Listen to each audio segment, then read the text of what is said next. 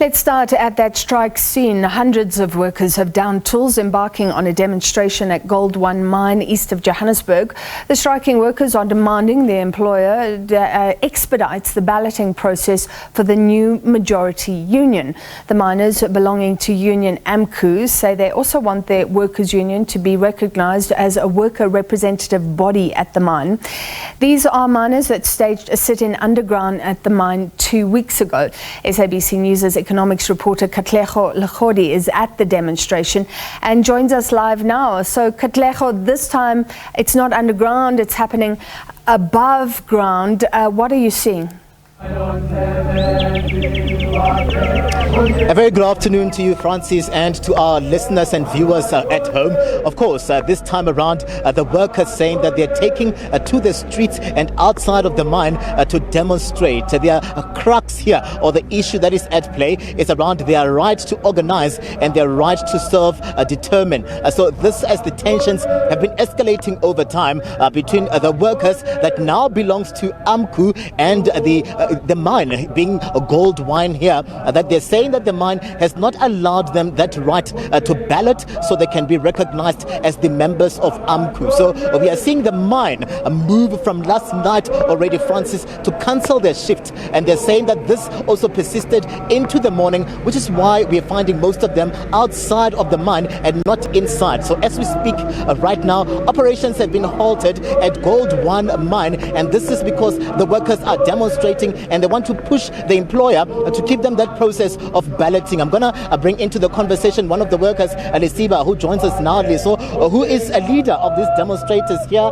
and also a mine worker. We're seeing you, Lesiba, saying that indeed the mine has moved to cancel the shift last night and this morning, and we're finding you guys outside of the mine and not inside when operations should be ongoing. Just let us in on what is happening here today. Welcome to the SABC.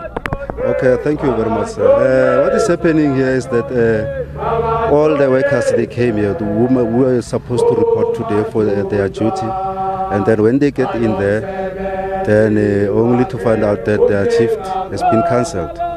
But not per se like there was a process before the shift being cancelled, because they first wanted to check if they've got something in their bags. Hello. And then they go around and try to check and search them if they've got something in their bags, and then at the later stage then they decided to cancel the shift. And there were even people who went underground, then they go and took them up from underground. Yes. So we are here. Me, I came usually because every day I must come here and report to the security gate for suspension register, because I've been suspended. So I come and sign that suspension register. So I came like that for me. Then in other workers, they came to report for their normal duty. Then some of the workers, they came to check if they've been called or not called, because they don't know. Some of the workers, their phones are not like registered, something like that. I mean, so if I can come in there, Lesiba, we're hearing that there are two documents that are in the possession of the mine, one from the community and one from you guys as the miners. That could have been the reason why we saw the mine closed operations and tightened security because of those two documents. Let us in on those two documents and what really was pertaining to what you guys were calling for and the community of Modia East here. Yeah, but I'll comment with this the document of the workers. Okay. This letter, the letter that we wrote to the management, we as workers.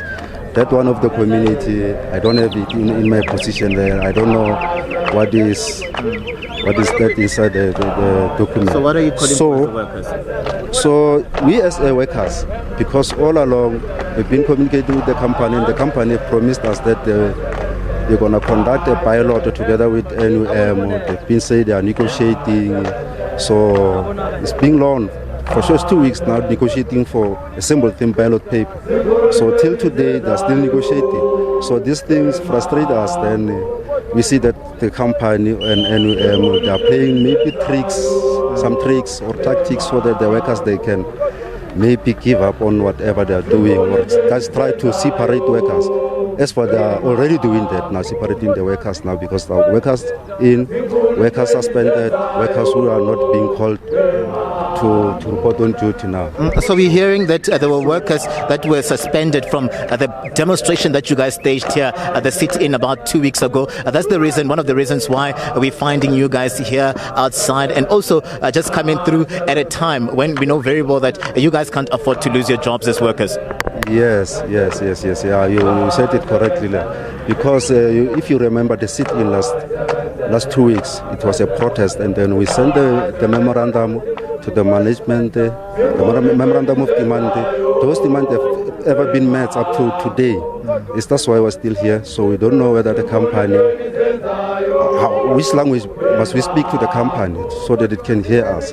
Because we tried everything, we communicate peacefully, everything. But I don't know which language they are looking for now, because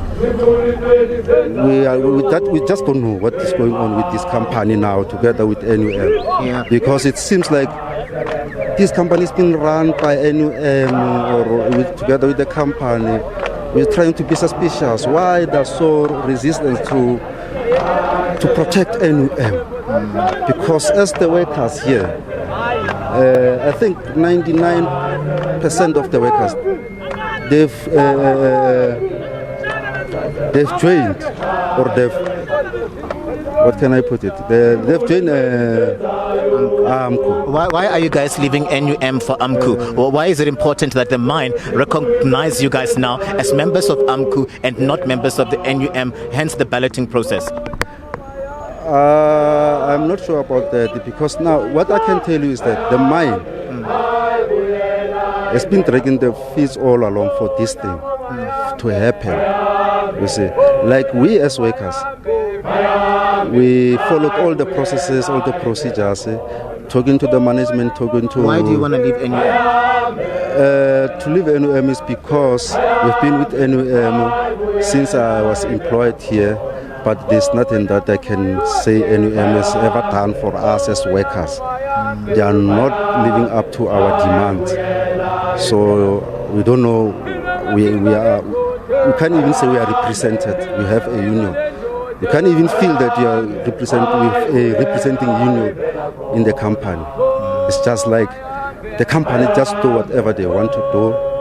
If you go to, even the company, the managers, they will even tell you, go and tell your NUM. If there is something that we disagree on, and then maybe there's a dispute between you and the manager, they will even tell you, just go and report to your NUM. What does that mean? I have to leave it here for this afternoon, but we are here in the afternoon with the workers from GoldOne mine.